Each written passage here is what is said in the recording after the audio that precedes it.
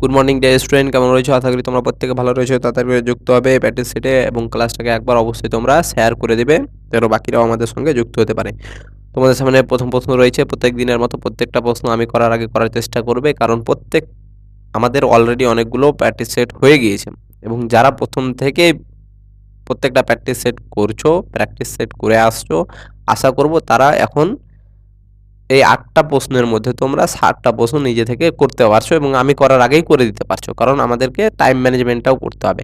আমরা প্রথমে দেখো যখন শুরু করেছিলাম কীভাবে করেছিলাম, যে আস্তে আস্তে সময়টা বেশি নিচ্ছিল, আমাদেরকে সময়টা বেশি নিচ্ছিল প্রথম প্র্যাকটিস সেটে, কারণ আমরা নতুন নতুন যখন প্রশ্নগুলো করছিলাম তখন প্রত্যেকটা ডিটেলসে বলে দিচ্ছিলাম, কনসেপ্ট ওয়াইজ বলে দিচ্ছিলাম। যেহেতু আমাদের কনসেপ্ট ক্লাস এখন করা প্রয়োজন, এখন আমাদের পক্ষে করা সম্ভব না, সেজন্য আমি তোমাদেরকে কনসেপ্ট ওয়াইজ প্রত্যেকটা প্র্যাকটিস সেটে বুঝিয়ে দিচ্ছিলাম, সেজন্য একটু সময় বেশি লাগলো। তারপরে যখন আমরা প্র্যাকটিস সেট দ্বিতীয়তে গেলাম তখন একটু কম সময়। তারপর আস্তে আস্তে যত প্র্যাকটিস সেট এগিয়ে যাচ্ছি, আমরা একই টাইপের প্রশ্নগুলো দেখছি, আমরা ঘুরে আসছে তখন আমাদের আরও কম সময় লাগছে এবং তোমাদের প্র্যাকটিসও বেশি হচ্ছে। এবং আমি আশা করব যে যারা প্রথম থেকে লেগে আছো তাদের এখন আমি করার আগে তোমরা করতে পারবে, কারণ আস্তে আস্তে আমরা টাইম ম্যানেজমেন্টটাকেও করব।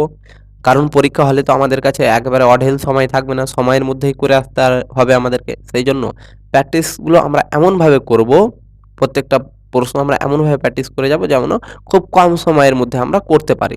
সেই জন্য প্রত্যেকটা প্র্যাকটিস সেটা আমি চাইবো তোমাদেরকে যে তোমরা বোর্ডে আসা মাত্রই প্রত্যেকটা প্রশ্ন আমি করার আগে করার চেষ্টা করো, অ্যাটলিস্ট একবার করার চেষ্টা করো। ভুল করো কিন্তু করো, ভুল করলে আমার কাছ থেকে আনসার দেখে নিলে স্যার, সেই জিনিসটা ক্লাস শেষে আবার একবার রিভিশন করে নিলে, এইভাবে আমরা করে যাব, তাহলে ফল কিন্তু আমরা পরীক্ষা হলে গিয়ে পাবো। তাহলে চলো প্রথম প্রশ্ন তোমরা করবে। কি বলছে, একটি জিনিসের চিহ্নিত মূল্য ২০০০ টাকা, কিন্তু দোকানদার ২০% ছাড় দিলে অবশেষে সেই জিনিসটি কত টাকায় বিক্রি করলো? তাহলে দেখো কত টাকা দাম স্যার? ২০০০ টাকা। জিনিসটার দাম কত স্যার? ২০০০ টাকা। ২০০০ টাকা। এবার বলছে ২০% ছাড়ে বিক্রি করছে, অর্থাৎ বস্তুর গায়ে লেখা আছে ২০০০ টাকা আর তুমি ২০% ছাড়ে বস্তুটাকে কিনছো। ২০% ছাড় মানে কি স্যার? ২০/১০০। অর্থাৎ বস্তুটার দাম যদি ১০০ টাকা হয় তাহলে ২০ টাকা ছাড় দিবে দোকানদার। তার মানে ১০০ টাকাতে ২০ টাকা ছাড় দিলে বিক্রি করবে কত টাকায়? ১০০ বিয়োগ ২০ সমান ৮০ টাকায় বিক্রি করবে। কতর মধ্যে? ১০০-র মধ্যে। যেখানে ১০০ টাকাতে ২০ টাকা ছাড় দিচ্ছে, তার মানে কি স্যার? ১০০ টাকা দামের জিনিস বিক্রি করছে ৮০ টাকাতে। যদি ১০০ টাকা দামের জিনিস ৮০ টাকাতে বিক্রি করে তাহলে ২০০০ টাকা দামের জিনিস কত টাকায় বিক্রি করবে? তাহলে ২০০০ ইন্টু ৮০/১০০। কাটাকাটি করবো ০, ০, ০, ০ আর ২ এ ১৬, ০, ০। তার মানে কত পেয়ে গেলাম স্যার? ১৬০০। একেবারে অনলাইনের প্রশ্ন ছিল, খুবই সহজ। এরকম টাইপের প্রশ্ন কিন্তু তোমরা তোমাদের পরীক্ষা হলে একটা দেখতে পাবেই। লাভ ক্ষতি থেকে ছিল। চলো পরের প্রশ্ন।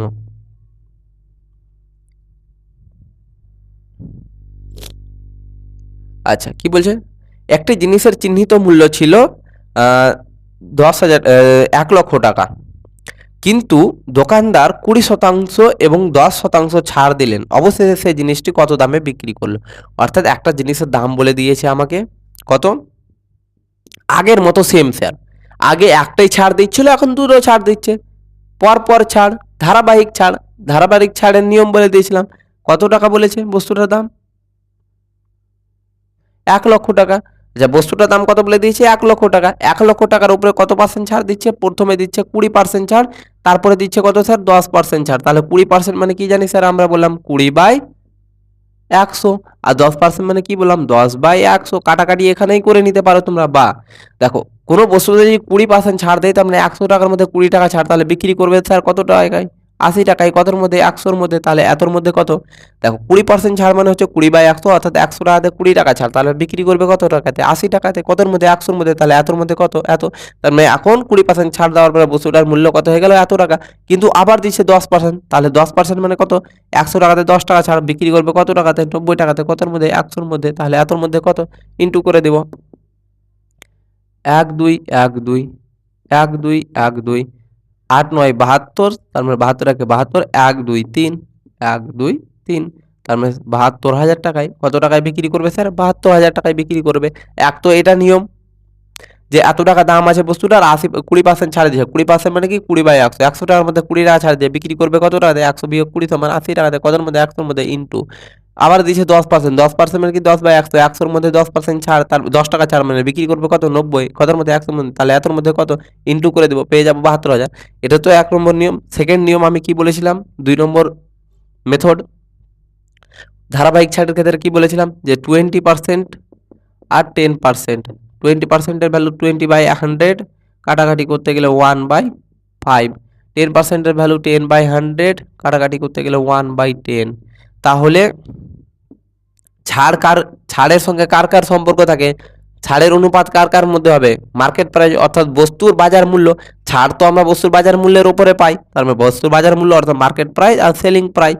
অর্থাৎ বস্তুর আর গায়ে যদি 5 টাকা লেখা থাকে, অর্থাৎ বস্তুর মূল্য যদি 5 টাকা হয়, তাহলে 1 টাকা ছাড়ে বিক্রি করবে, তাহলে কত টাকায় বিক্রি করবে? 4 টাকায়। এখন বলছে 10%, তাহলে আমরা বস্তুর দাম যদি 10 টাকা হয়, তাহলে 1 টাকা ছাড়ে বিক্রি করবে, তার মানে কত টাকায় বিক্রি করবে? 9 টাকায়। তার মানে গুণ করে দাও 50 আর 4 9 36। কিন্তু আমাকে বস্তুর দামটা কত পেলাম এখানে? মার্কেট প্রাইস 50, কিন্তু প্রশ্নে কত বলে দিয়েছে? 1 লক্ষ। তার মানে এই 50-এর ভ্যালুটা কত পেয়ে গেলাম স্যার? 1 লক্ষ। তাহলে 1-এর ভ্যালু কত হয়ে যাবে? এত বাই 50। তাহলে বলছে যে বস্তুটির বিক্রয় মূল্য কত? তাহলে বিক্রয় মূল্যটা কত হয়ে যাবে? 36। তাহলে গুণিত করে দেবো 36, 0 0 কাটবে, 5 দ্বারা 2 1 2 3 1 2 3, তার মানে 36 2 72, আর 3টা 0 বসিয়ে দাও। তার মানে কত হয়ে গেল স্যার? 72,000 হয়ে গেল অ্যান্সার। যেভাবে করতে পারো, আগের নিয়মটা একেবারে সহজ, কারণ সেটাতে সময় কম লাগবে আর আমাদের পরীক্ষাতে সময় বাঁচাতে হবে। দুটো ক্ষেত্রে আমি ভালো করে বুঝিয়ে দিলাম কি যেভাবে করতে পারো তোমরা। চলো, আর যারা নতুন রয়েছে তোমরা আগে বাকি প্রথমে 1 নম্বর থেকে প্র্যাকটিস সেট স্যার শুরু করো, কারণ প্রথম থেকে করে আসবে। দেখো, আমি প্রত্যেকটা জিনিস সিকোয়েন্স ওয়াইজ শেখাচ্ছি তোমাদেরকে, যেটার পরে যেটা প্রয়োজন সেভাবে আমরা নিয়ে আসছি। এমন নয় যে একেবারে পাহাড়ের সমান প্রশ্ন নিয়ে চলে আসলাম। প্রত্যেকটা জিনিস আমরা ধাপে ধাপে শিখছি, সেই জন্য বলবো যে 1 নম্বর থেকে দেখে আসো, অবশ্যই তোমাদের বেনিফিট হবে। চলো, কি বলছে? পেঁয়াজের দাম 25% বৃদ্ধির ফলে একজন মহিলা 200 টাকায় 5 কেজি কম কিনতে পারবেন। তিনি প্রতি কেজি পেঁয়াজের বর্ধিত দাম কত? অর্থাৎ এখন বৃদ্ধি পেয়ে প্রত্যেক কেজি পেঁয়াজের দাম কত হয়েছে? তাহলে দেখো 25%, আগে ভালো করে বুঝে, পেঁয়াজের দাম 25% বৃদ্ধির ফলে, 25% বৃদ্ধি, 25% বৃদ্ধি, 25% মানে কি স্যার? 25/100, কাটাকাটি করতে গেলে 1/4। তাহলে এটা কি? প্রাথমিক দাম আর বর্তমান দাম, বর্তমান বা অন্তিম দাম। তাহলে দেখো মূল্য, এখানে মূল্য লিখো। আগে কত ছিল স্যার? 4 টাকা। প্রাথমিক দাম কত ছিল? 4। এখন কত হয়ে গেছে বৃদ্ধি পেয়ে? 1 টাকা বৃদ্ধি পেয়েছে, তার মানে এখন কত হয়ে যাবে? 4 টাকাতে 1 টাকা বৃদ্ধি পেয়েছে, তার মানে এখন হয়ে গেছে 5 টাকা।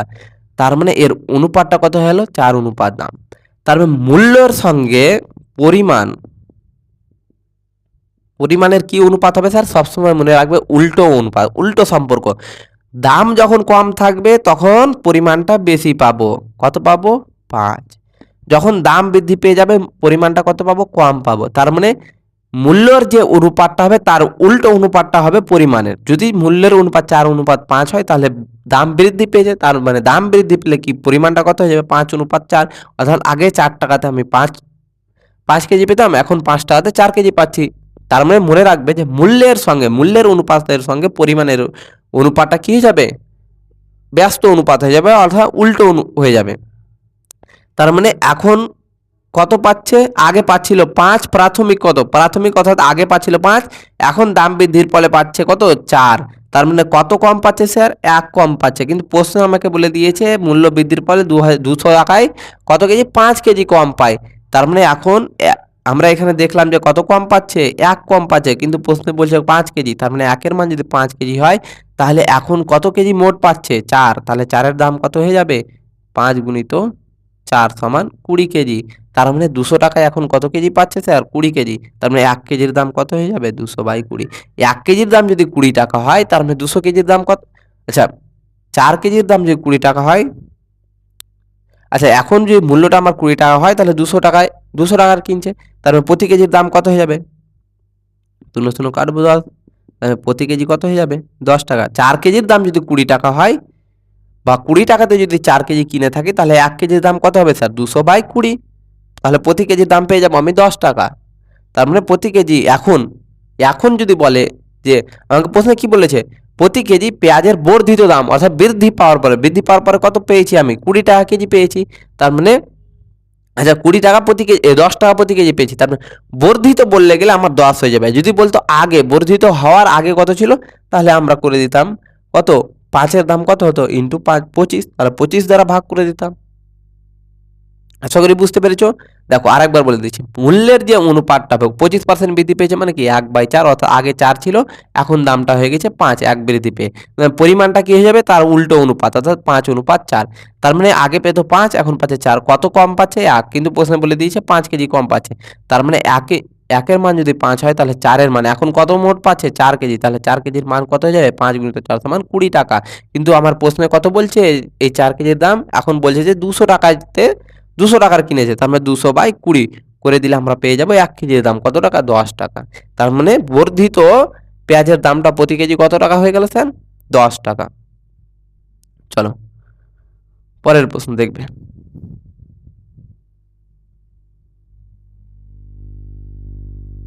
কি বলছে, অঙ্কের বৃহত্তম, আচ্ছা 4 অঙ্কের বৃহত্তম এবং ক্ষুদ্রতম সংখ্যার মধ্যে পার্থক্য নির্ণয় করো যে সংখ্যাগুলি 36 এবং 48 দ্বারা বিভাজ্য।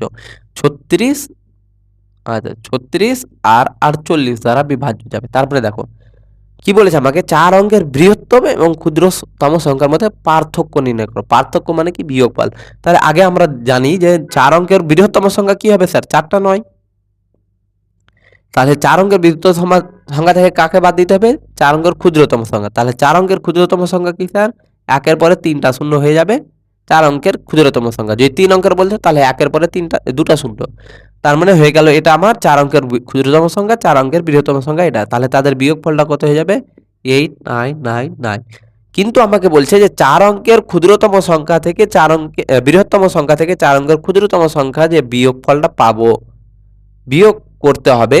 কিন্তু আমাকে বলেছে মধ্যে পার্থক্য নির্ণয় করো যে সংখ্যাগুলি 36 এবং 48 দ্বারা ভাগ যাবে। তার মানে এই সংখ্যাটাকে আমার 36 এবং 48 দ্বারা ভাগ যেতে হবে। তাহলে আগে আমরা দেখব যে যে সংখ্যা 36 আর 48 দ্বারা ভাগ যাবে সেই সংখ্যাটা তাদের লসাগু দ্বারাও ভাগ যাবে। তাহলে এদের লসাগু বের করো, 2 দ্বারা 18 দিয়ে 36, 2 দ্বারা 2 4, 6 দ্বারা 3 6 18, 4 6 24, তাহলে কত হয়ে যাবে, 6 দিয়ে 12, 3 4 12, 12 12 144। তার মানে এই সংখ্যাটা আমার 144 দ্বারাও ভাগ যাবে সম্পূর্ণরূপে। তাহলে ভাগ করে দেখো, 144 দ্বারা আমরা ভাগ করে দেখব 899 কে, 8999 কে।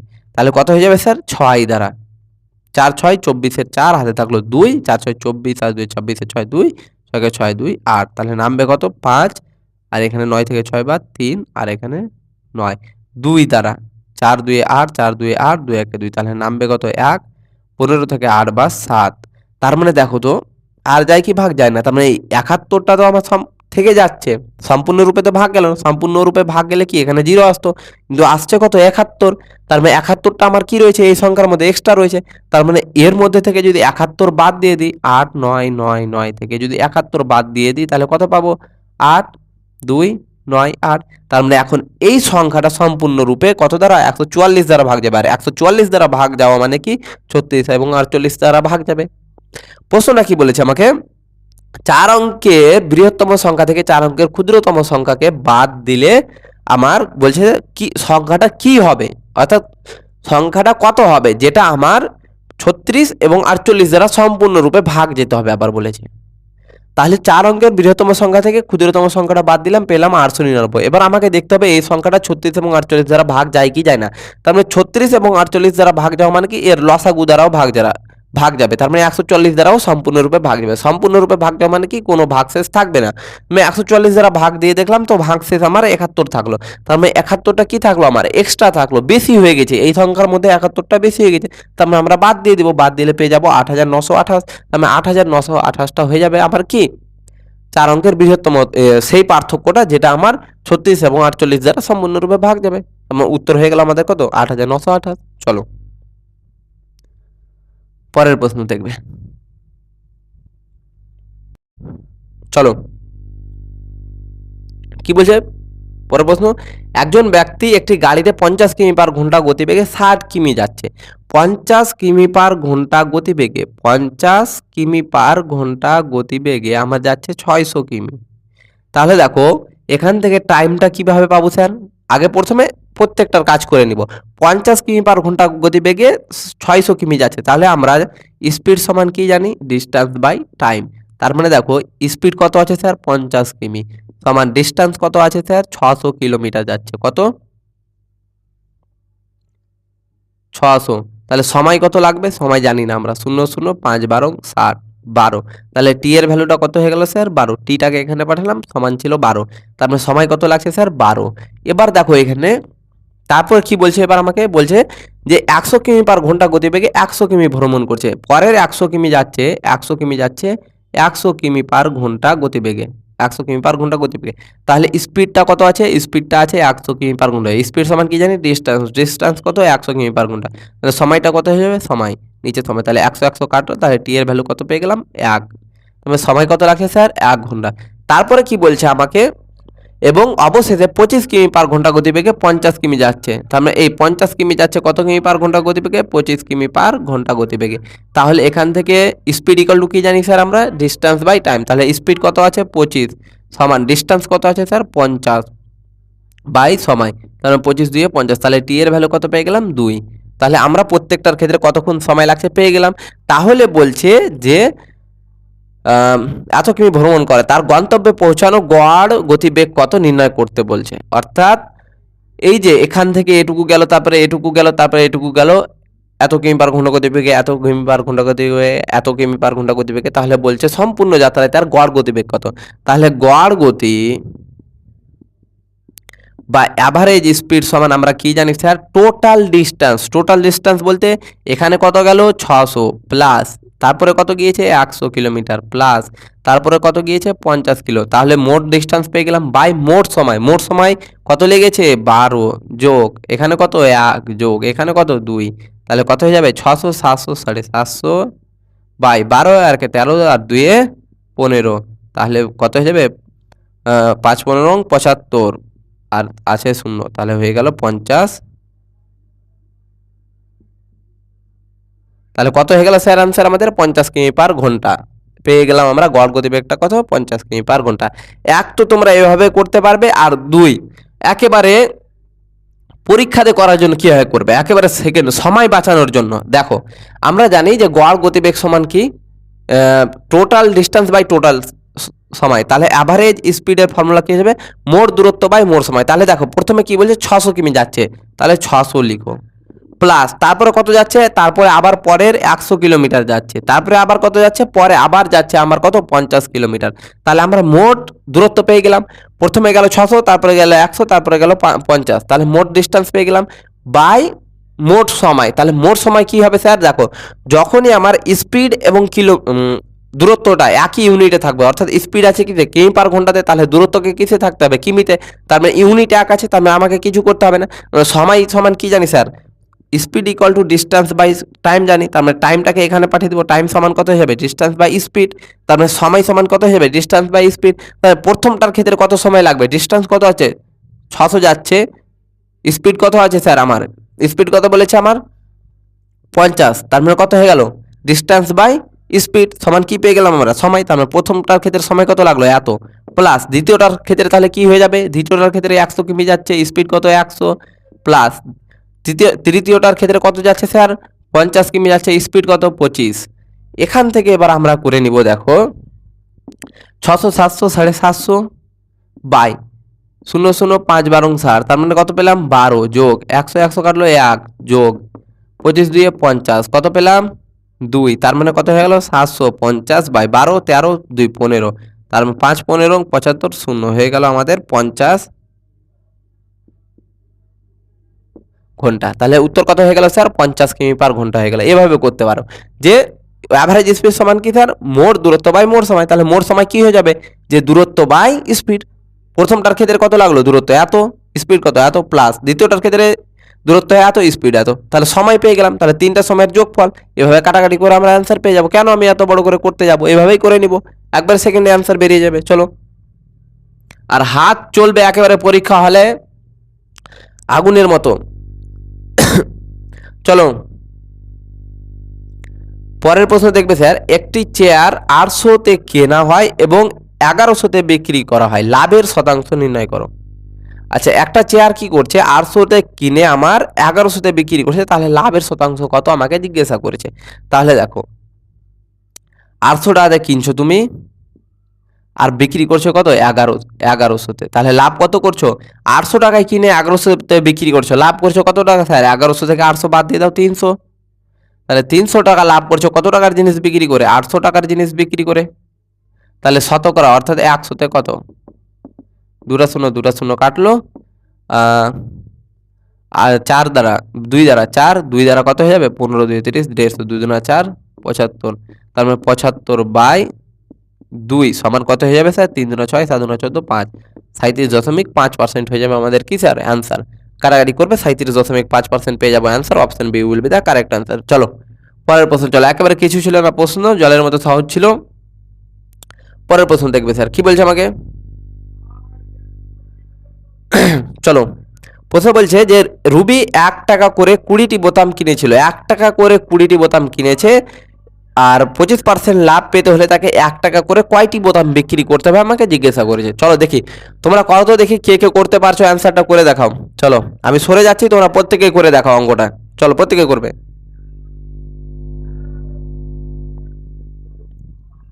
চলো করো দেখি প্রত্যেকে করবে।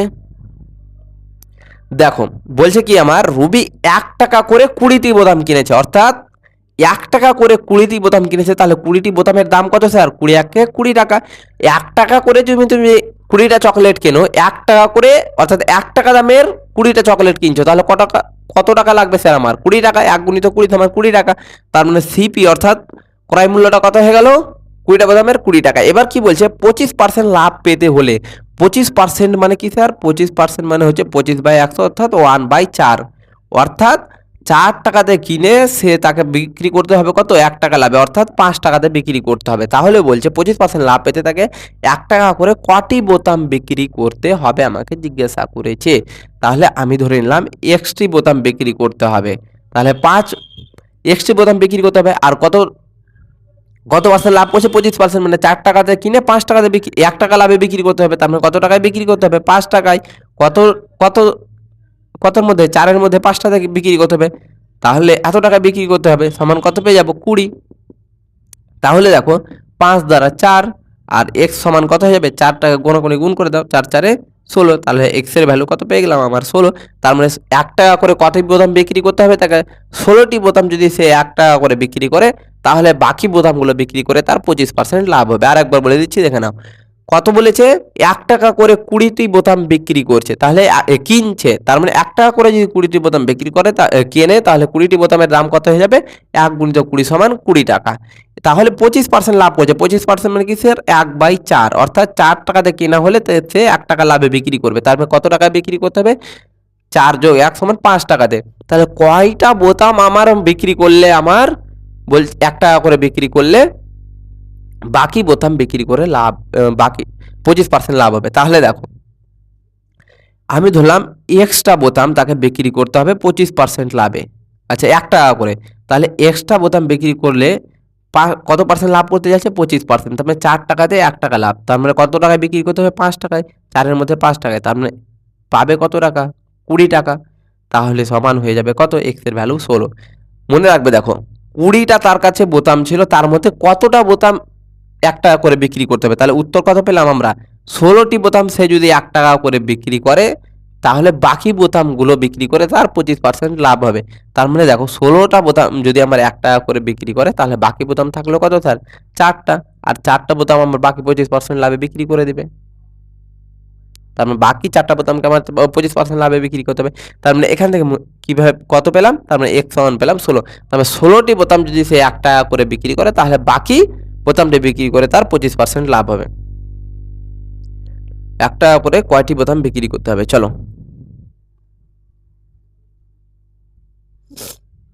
পরের প্রশ্ন দেখবে স্যার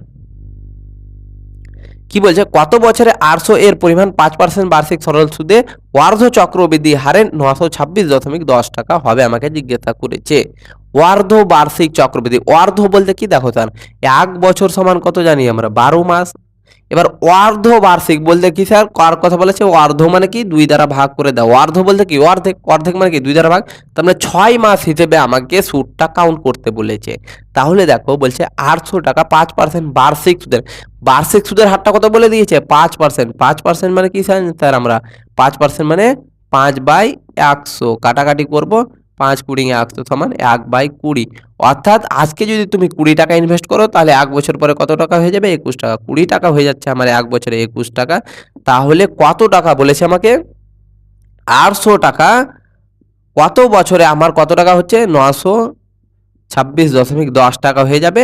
আর বলেছে যে অর্ধবার্ষিক চক্রবৃদ্ধি, তাহলে আমি ধরে নেব টি বছরে। কত বছরে স্যার? টি বছর। কিন্তু আমাকে বলেছে যে অর্ধবার্ষিক চক্রবৃদ্ধি সুদে। অর্ধ বলতে কি অর্ধেক, তার মানে আমরা এখানে করে দিব 2t, 2 গুণ করে দেব।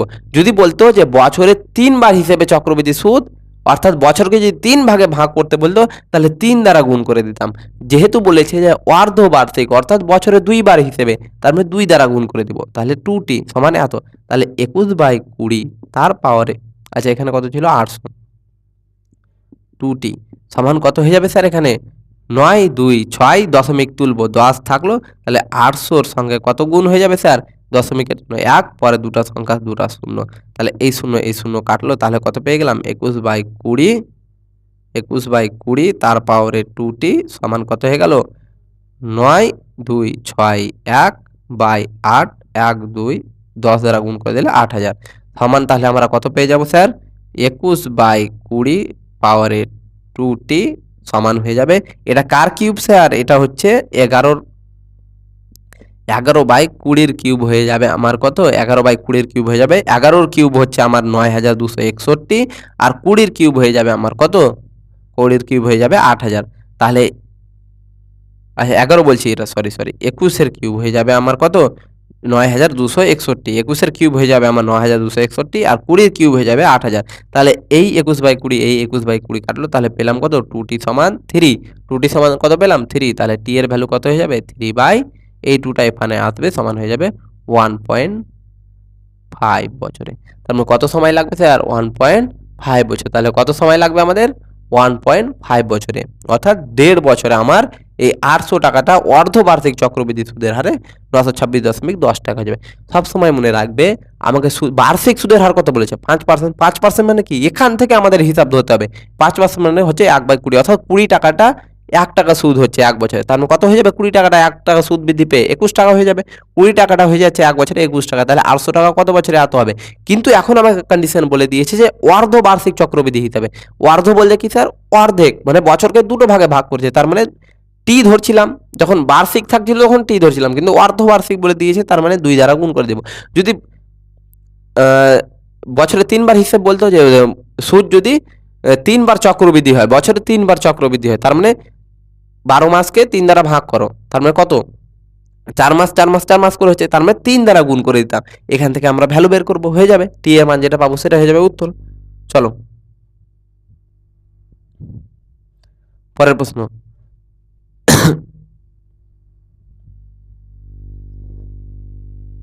আচ্ছা, এখান থেকে ছিল আমাদের আজকের প্র্যাকটিস সেটের শেষ প্রশ্ন। আশা করি তোমরা প্রত্যেকটা কেস খুব সুন্দরভাবে বুঝতে পেরেছো। কোনো জায়গাতে অসুবিধা থাকলে বুঝতে অবশ্যই কমেন্ট করবে, সেই জায়গাগুলোকে আমি আরও ভালো করে বলার চেষ্টা করব। এবং তোমরা প্রত্যেকে ক্লাসটা শেষ হওয়া মাত্র একবার নিজেরা প্র্যাকটিস করে নাও প্রত্যেকটা জিনিস, তাহলে জিনিসগুলো কিন্তু ভালো করে আমাদের একটা ক্লাসেই এবং খুব কম সময়ের মধ্যে ভালো প্র্যাকটিস এবং ভালো রিভিশন হয়ে যাবে, যেটা আমাকে পরীক্ষাতে সিলেকশন নিতে সাহায্য করবে। তাহলে চলো আবার দেখা হবে তোমাদের সঙ্গে পরবর্তী ক্লাসে। ততক্ষণের জন্য সুস্থ থাকো, ভালো থাকো, ধন্যবাদ।